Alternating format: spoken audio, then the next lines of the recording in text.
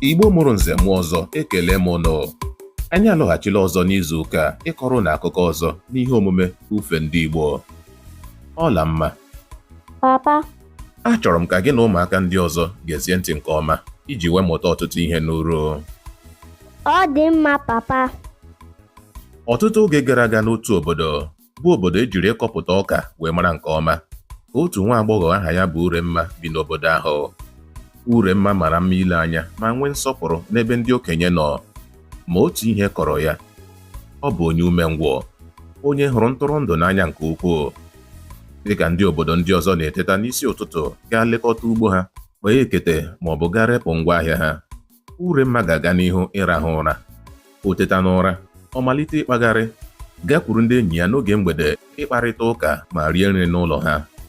O nweghị mmasị ịmụ aka ọrụ, kọọ ihe n'ubi ma ọ bụ malite azụmahịa. Uremma chere n'obi ya na ya nwere ọtụtụ oge dịka nwa agbọghọ ịrụ ọrụ n'ọdịnihu. Oge ịkọnye ihe n'ubi bịara ma gafee. Ndị kọrọ ihe n'ubi gara aghọrọ mkpụrụ ha kọrọ n'ubi. Ndị na-akpa ekete wee malite irepụ ekete ha n'ike n'ike, ebe ndị na-ere ahịa malitere azụmahịa n'ụzọ dị ọgọ.